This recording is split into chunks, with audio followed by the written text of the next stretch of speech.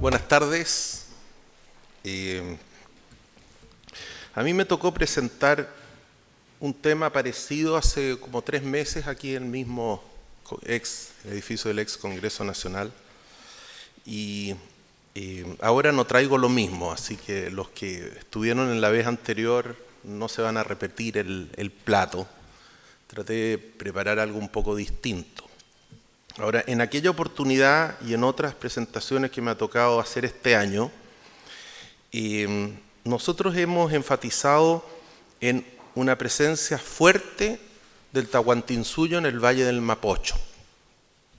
Y en las otras presentaciones hemos aportado información etnohistórica, histórica y arqueológica. Y ahora a mí me gustaría concentrarme un poco más en la evidencia arqueológica que existe y que podría respaldar esta hipótesis de que aquí la presencia fue fuerte. Y cuando digo fuerte, es que aquí el Tahuantinsuyo se asentó con muchas de sus instituciones y que si uno ya nos vamos a valles cercanos, vecinos, esa presencia no es tan fuerte. Ahora, en las otras presentaciones yo he explicado un poco por qué habría hecho el Valle del Mapocho tan atractivo para el Tahuantinsuyo, y en eso no voy a entrar en esta oportunidad. Ahora, evidencia arqueológica. Ahí está representado, déjenme, el Valle del Mapocho y Maipo. No, sí tengo. Ahí está el Valle. Y esos puntitos verdes que ustedes ven son sitios arqueológicos que se han encontrado. Ahí está el Plomo, Cerro Peladeros, o el Plomo, no recuerdo bien, creo que ese es el Plomo, porque ahí estoy viendo otros sitios. Perdón. ¿Con ese lo marcáis? No. Y con ese pasáis la diapositiva. Ahí la vais pasando. ¿Y con el de arriba marco? Con el de arriba marca y el del lado pasa. Bueno, gracias. Bueno, ya la sola densidad, concentración de puntos está indicando que aquí hay muchos sitios del periodo Tahuantinsuyo.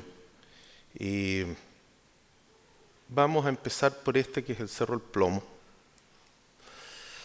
Titulé a esta parte Ofrenda de Infantes porque no solo en el Cerro El Plomo se han encontrado ofrendas de infantes, sino que en otros puntos que se los voy a mostrar a continuación. Ahora, el Cerro El Plomo, que está bastante estudiado, presenta, digamos, dos sectores. Un sector donde hay una plataforma ceremonial de forma ovalada que corresponde en un 100% a lo que los arqueólogos denominan Ushnu. Ushnu hay muy pocos.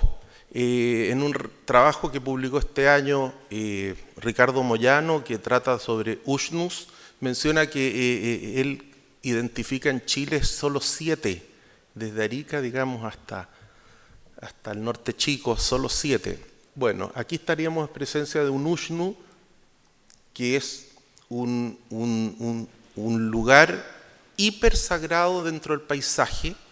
El Ushnu es una estructura que se compone de 2 partes. Una parte tiene que ver con un conducto donde se pueden vertir líquidos hacia el subsuelo.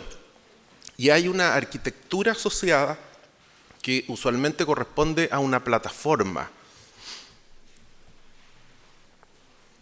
Incluso tiene peldaños para subir. Ese es un Ushnu, y no hay muchos. Entonces, en el Valle del Mapocho les voy a mostrar 2 Ushnus, que no los menciona Ricardo Moyano en su recuento, pero que son indudablemente Ushnus. Ahora, ¿qué es lo que es la montaña para el Tahuantinsuyo, para los incas? Es un espacio salvaje, es un espacio no domesticado, es un espacio que es difícil de domesticar y las tres principales divinidades del panteón incaico era el sol, la luna y el rayo. El rayo es Illapa. Illapa es sumamente importante porque es el dios de los vientos, es el dios de las nubes, es el dios del agua de las montañas, de tal manera que estar en la buena, hacerle ofrendas al rayo, a Illapa, era muy importante. Y así como en este lugar hubo una ofrenda de un niño, y seguramente hubo más ofrendas de niños y de figuritas, posiblemente al sol, posiblemente en este Ushnu se invocaba el apoyo de Illapa, el dios del viento, el dios del agua. Ahí están las estructuras de donde apareció el infante, el niño, y como hay tres, se supone que hubo tres, por lo menos tres capacochas en el lugar, o una capacocha con tres niños, solo ha llegado hasta nosotros uno, y ese es el Ushnu, con su agujero central, un lugar importante en el paisaje. Cosas bastante conocidas del niño del plomo. Detalles de esta figura de plata. Si nos trasladamos al Valle del Cachapoal, cerca de un pueblo que se llama Doñihue, en un cerro Tren, el cerro Tren tenía un significado importante para las poblaciones locales.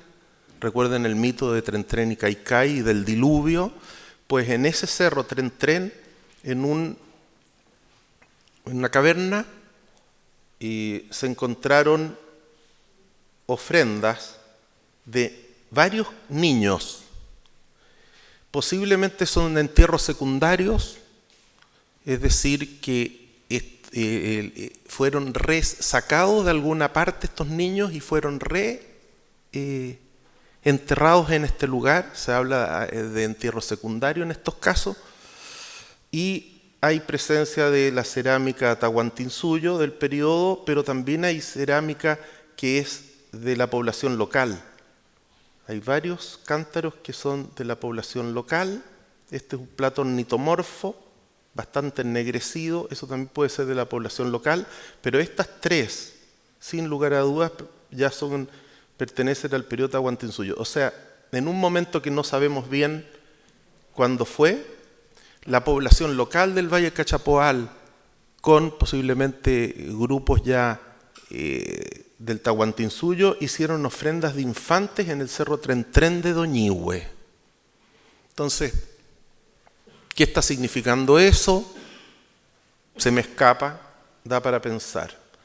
Y en Quilicura, en el cementerio de las Tinajas, de hecho en Quilicura se han encontrado una serie de otros cementerios incaicos, y este consta de dos partes, una donde hay entierros individuales de adultos con sus respectivas ofrendas, ahí dice entierros individuales de adultos, pero hay un entierro colectivo de infantes sumamente interesante, porque los cuerpecitos de esos niños, algunos son neonatos, algunos tienen menos de un año de edad, y sus cuerpos muy frágiles, están en muy mal estado, y se les depositó encima estas ofrendas cerámicas, pero aparte de eso hubo comidas rituales, aparece todo lleno de semillas, de improntas de poroto,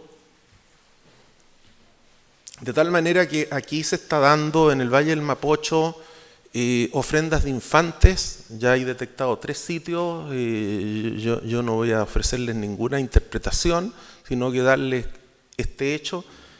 Es bastante interesante. Ahora hemos empezado, nosotros nos planteamos años atrás si es que este entierro corresponde a la población local incaizada o son grupos que ya han venido, mitimaes o yanaconas que vienen con el Tahuantinsuyo a esta zona. Hoy por hoy ya hemos logrado, voy a hablar de esto un poco más adelante, hemos logrado desarrollar una metodología que nos permite saber si se trata de poblaciones locales o foráneas.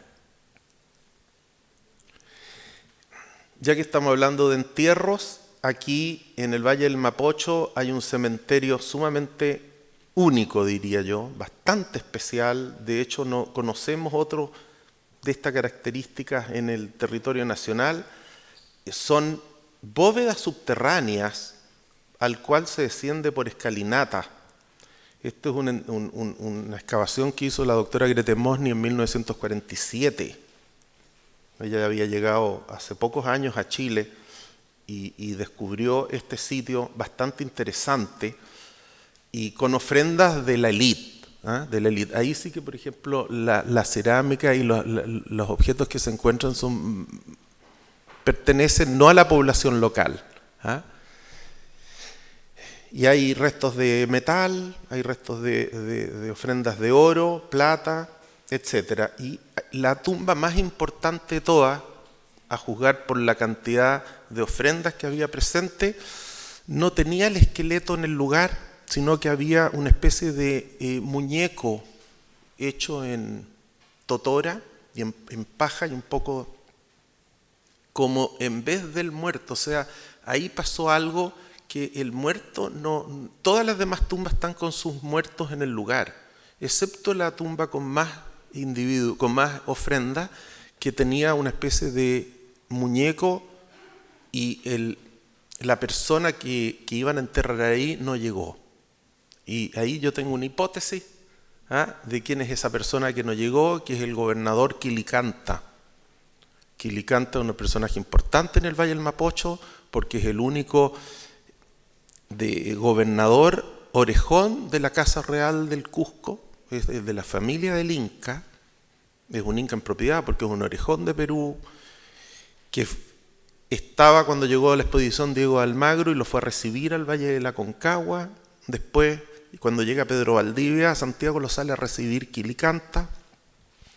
Y después, cuando se produce el 11 de septiembre de 1541 el asalto de la ciudad de Santiago, Inés de Suárez degolló a Quilicanta y desmembraron el cuerpo de Quilicanta, y parece que eso puso fin a ese asalto a la ciudad. Entonces me da la impresión que esa tumba que hay allá podría corresponder al cuerpo, digamos, se lo prepararon a Quilicanta, pero nunca el cuerpo llegó. Pero eso es una hipótesis que yo creo que nunca nadie la va a demostrar. Esto es cerámica bastante fina del cementerio de la Reina. Incluso algunos aríbalos tienen estos aditamentos, como estos apéndices al lado o ese botón, pero la mayoría de los aribaloides de Chile central le han eliminado esos aditamentos. Ahora, ¿cómo se enterraban la población local antes de la expansión del Tahuantinsuyo a esta zona? Es un tema interesante. La población local la hemos denominado los arqueólogos cultura Aconcagua.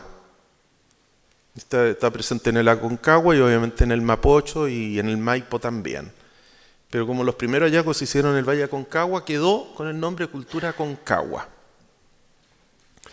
Estas son poblaciones agrícolas que arman sus cementerios de túmulos alejados de sus sitios habitacionales.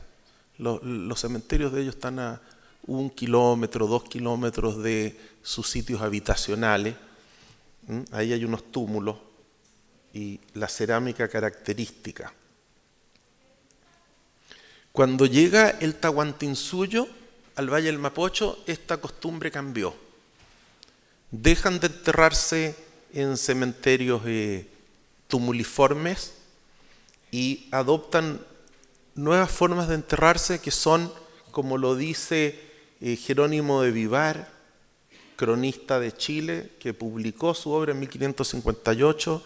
Él es testigo presencial, llega con los primeros españoles pero no llegó con Pedro Valdivia, llegó 4 años después, en 1544, y él nos relata cómo habían empezado, cambió la costumbre funeraria y la población ya prefiere que los lleven, cuando muere alguien, lo llevan a la heredad más preciada que él tenía y solía sembrar. Allí hacen un hoyo y allí le meten un cántaro, refiriéndose a estos cántaros, ollas, tipo jarros, ese tipo de ollas, y escudillas, que son estos platos. Esto es interesante porque cambia con la llegada del Tahuantinsuyo esa costumbre de enterrarse y desaparece prácticamente toda la cerámica Concagua. Sin embargo, ahí, por ejemplo, aparece en un sitio de Quilicura, aún se mantiene esa cerámica Concagua. Otro tema interesante e importante es la sacralización de los portezuelos. Algunos portezuelos eran muy importantes, por ejemplo, aquel por el cual entraba o pasaba el Capañán, el camino principal. Entonces, el camino, el Capañán, ingresa al Valle del Mapocho a través de la cuesta de Chacabuco, cordón de Chacabuco. Entonces, en ese lugar, aprovechando una caverna bastante grande, los representantes del Inca dibujaron el atuendo principal del Inca, que es cuadriculado, que tiene forma de ajedrez. El único que podía usar ese motivo decorativo era el Inca o su representante. Y entonces, donde estaba representado ese motivo textil, digamos, significa que ahí está presente el Inca. Obviamente que de esto supieron los primeros evangelizadores cristianos, y entonces trataron de santiguar el lugar poniéndole nombres alusivos al diablo. Entonces le pusieron la quebrada Infiernillo, Morro del Diablo y otras denominaciones que tenían que ver más bien con el demonio y con la intención de erradicar ese culto al Inca que había en este lugar. Y en el otro extremo, cuando ya el camino del Inca ha pasado el Valle del Mapocho y sigue rumbo hacia el sur y pasa el portezuelo de Chada, ahí en ese lugar también hubo un culto bastante importante que está representado por las ruinas de Chada. Aquí hay un agujero que suponemos que es sagrado y está rodeado de una serie de muros muy bajos que se llaman muros de respeto. Y si ustedes se fijan bien, bueno, hay cerámica del periodo Tahuantinsuyo y hay cerámica Concagua, o sea, están coexistiendo ahí la población local con estos grupos que están llegando del norte. Pero lo interesante de Chada es que tiene un sistema de trazado arquitectónico sumamente complejo. De hecho, es posiblemente el más complejo, el trazado más complejo que hizo el Tahuantinsuyo en Chile. Porque aquí, por ejemplo, está representada el principio de la dualidad. Fíjense que casi todo es doble, todo es doble, pero también está representada la tripartición. Si ustedes se fijan, 1, 2, 3, 1, 2, 3. Aquí hay como una simetría especular y aquí hay 4 almenas que se reflejan al otro lado en 4 almenas. Entonces, aquí los 3 principios organizacionales principales del Tahuantinsuyo, de los incas, que era la dualidad, la tripartición y la cuatripartición, está representada en el trazado de esta ruina. Lo que la convierte, por lo menos a mi juicio, no es una ruina grande, no es un edificio grande, pero posiblemente en el más importante o el que presenta la mayor complejidad arquitectónica de todas las construcciones incas que se hicieron a lo largo de Chile. Y aquí nos faltó en este levantamiento el agujero central que lo convierte en un ushnu, porque el agujero central es un lugar de libaciones donde se pueden introducir líquidos que van directamente al mundo inferior, al mundo subterráneo. Por lo tanto, estrictamente hablando, este sería un ushnu también, con su arquitectura asociada. Es un sitio importante, o sea, aquí hay un tema que no se ha tratado mucho, que es el culto a los portezuelos, ¿m? Y su relación con el Capañán. Pucarás. Todo el mundo ha escuchado hablar del Pucará de Chena. El Pucará de Chena tiene una plaza intramuros y ahí hay una estructura muy deteriorada porque alguien la excavó, ha sido saqueada o excavada, no sé bien, no hay registros de eso. Sin embargo, estas estructuras que están o en el centro o en un extremo de las plazas también han sido considerados como podios o como plataformas importantes.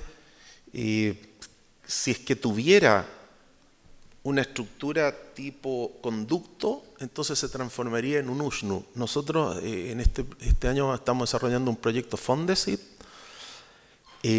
con Claudia Prado, con Gonzalo Sotomayor, con Carolina Gatica, y tenemos programado excavar ese lugar para ver si es que va a costar excavar, porque esto ya ha sido excavado por otras personas antes, pero igual vamos a hacer una excavación muy fina para tratar de ver si encontramos algunos elementos que lo podrían definir como un ushnu.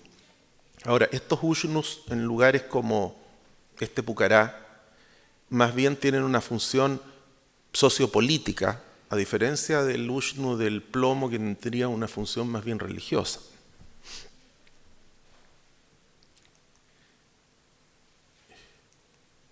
No es muy conocido otro reducto fortificado que encontramos en el Cerro El Peral.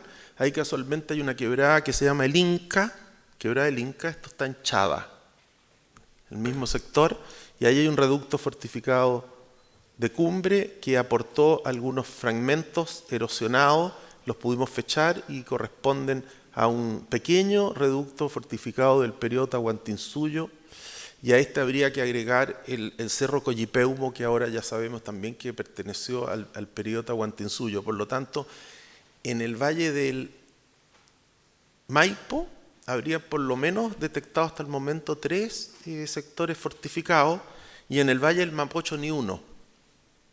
Aquí donde estamos nosotros, donde les mostré 35 sitios, no se ha encontrado ningún sitio fortificado del periodo. En cambio, en el valle inmediatamente hacia el sur hay 3. Son detalles que les quiero ir planteando. Nosotros cuando excavamos el Pucará de Chena allá en el año 75, nosotros postulamos que esa era una estructura construida con el propósito de defender todas las instalaciones, toda la infraestructura que los incas habían hecho en el Valle del Mapocho. Y da la impresión que todavía esa hipótesis se puede seguir planteando y reforzada por la presencia de 2 instalaciones fortificadas más. Así que parece ser que al sur del cordón de Chacabuco, de Angostura, cordón de Angostura, habían poblaciones que no estaban, no sé, que eran más bien rebeldes, que estaban haciéndole resistencia al Tahuantinsuyo. Entonces seguramente todas estas estructuras del Valle del Maipo eran efectivamente para evitar que estas poblaciones del sur de Angostura atacaran todas estas instalaciones importantes que el Tahuantinsuyo había instalado aquí en el Valle del Mapocho. Caminos del Inca.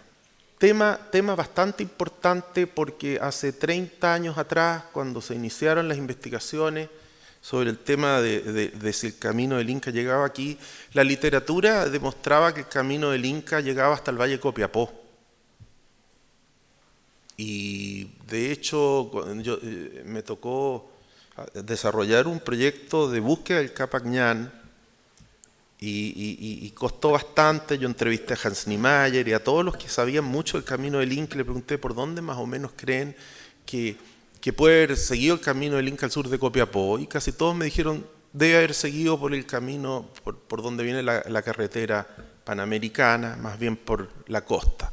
No, por ahí no venía. Finalmente, después de mucho cabalgar por las cordilleras, lo encontramos que viene más o menos a 4.000 metros de altura, avanzando por la alta cordillera.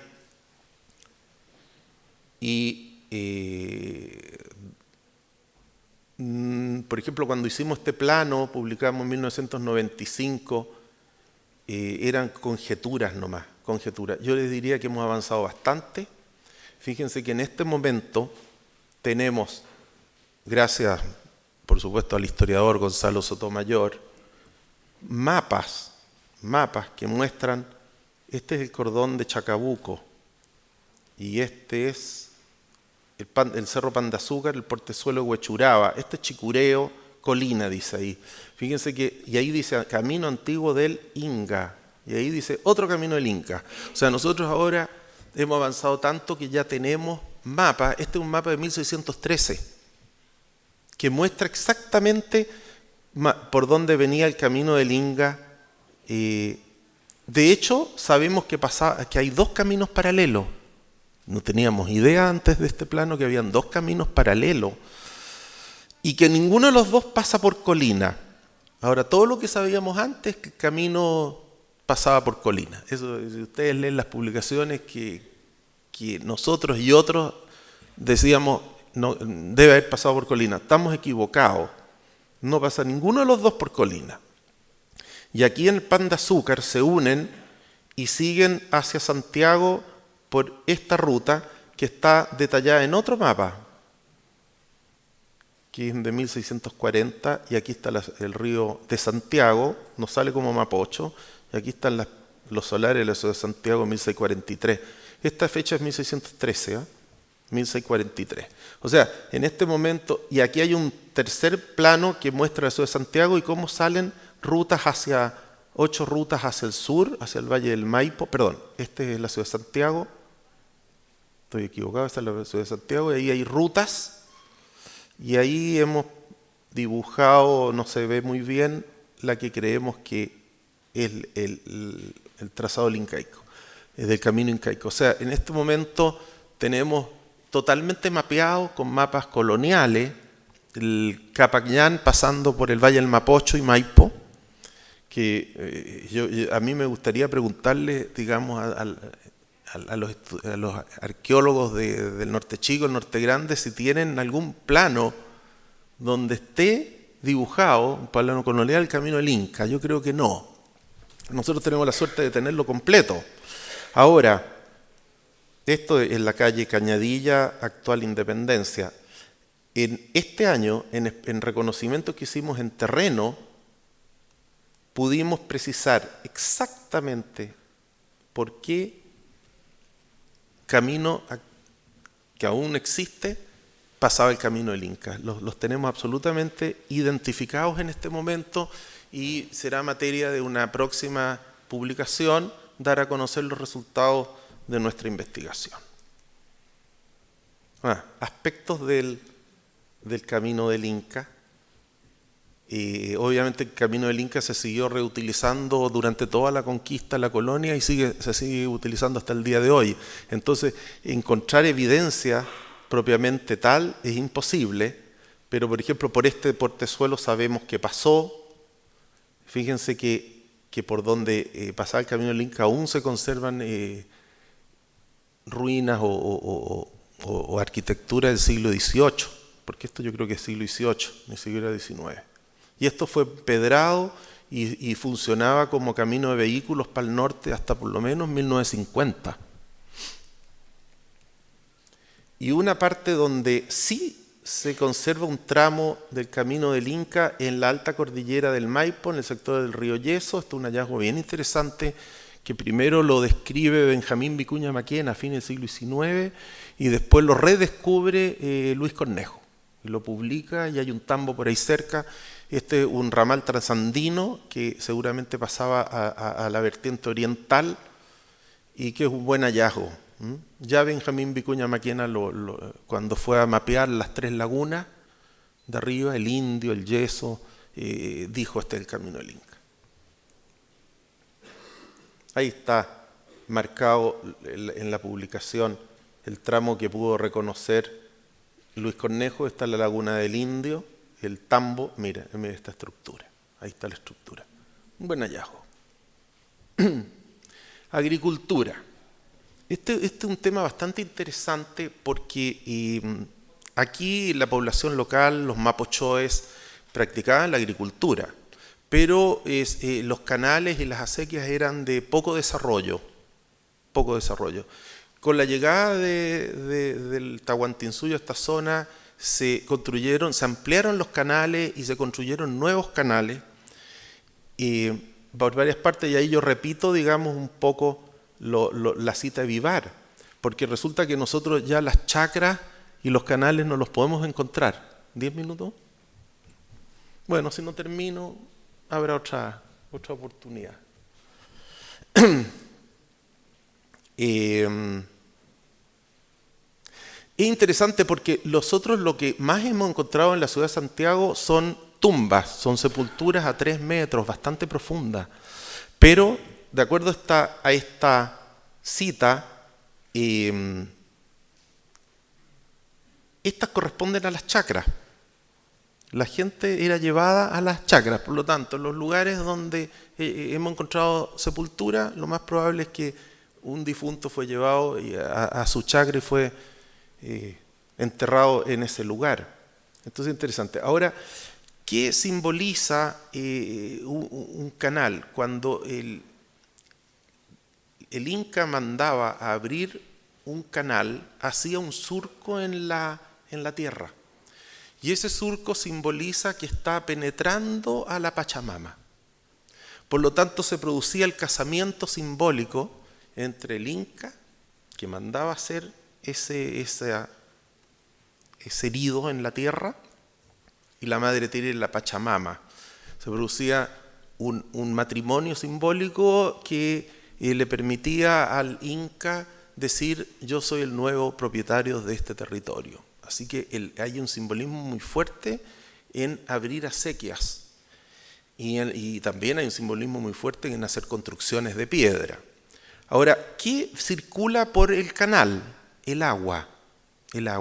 Y el agua es el semen que fertiliza la tierra. Entonces, las plantas que nacen, el maíz, las plantas que nacen representan a los hijos del Inca. Entonces era muy importante, empieza todo a relacionarse, uno empieza a entender por qué el Tahuantinsuyo construye en el plomo un ushnu tan importante, que es para hacerle ofrendas a Illapa, el dios de las aguas. Las mismas aguas que después van a ser canalizadas por el Inca en las acequias y que van a permitir fertilizar a la Pachamama.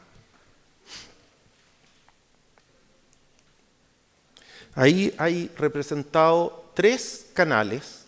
Está la acequia madre de Huachuraba, que lleva aguas del Mapocho, caen por el Salto y llegan hasta Quilicura. Esa acequia madre tenía 27 kilómetros. La otra se llama acequia antigua de Tobalaba, que llegaba hasta el tambo de Macul y tenía 22 kilómetros. Y esta es la acequia vieja de Linga, en el río Maipo, que pasaba por Pucará de Chena, rumbo a Mayoco, Peñaflor, y creemos que llegaba a Talagante y tenía 31 kilómetros. Estos son 3 tremendas acequias que habilitó el Tahuantinsuyo en el Valle del Mapocho y que permitió incorporar tremendos territorios al cultivo. Tema importante, este año Paola González publicó un libro clave que se llama Arte y Cultura Diaguita Chilena. ¿Y qué nos aporta ella? Ella ordena los motivos diaguita clásicos y los diferencia de los motivos diaguita incaicos y los separa de los motivos cusqueños, propiamente cusqueños. Entonces, ese es un antecedente muy importante porque permite empezar a ver qué de esto es realmente diaguita, qué de esto es diaguita incaico o qué es local o qué es cusqueño. Entonces aquí hay un ejemplo, el plato ornitomorfo se llama así porque tiene forma de ave, ahí está la cabecita de un ave, las patitas atrás, da la impresión que es un pato nadando, y esta es una forma típicamente cusqueña. ¿Qué pasó aquí en el Valle del Mapocho? Que parece que no entendieron muy bien el significado del plato ornitomorfo, porque, por ejemplo, le pusieron una cabeza de un animalito, de un mamífero, no sabemos si de un camélido o qué. Entonces, la población local está copiando una forma sin entender el significado. Y, por ejemplo, los motivos diaguitas o incas son siempre muy simétricos, tremendamente simétricos. Bueno, ahí en las franjas que no se ven, la foto es mala, son totalmente distintos, no son simétricos, hay dos franjas, una con un motivo decorativo, la otra con el otro, lo que nos permite darnos cuenta que aquí es la población local la que está reinterpretando motivos y formas que están llegando de afuera.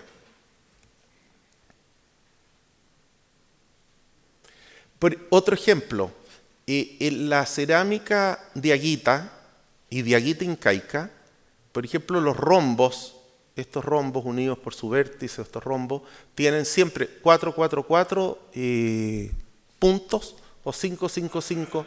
Aquí se copia en el Valle del Mapocho el mismo diseño, pero jamás son iguales, todos son distintos. Uno puede tener 3, otro puede tener 8, hemos contado hasta 17 puntitos.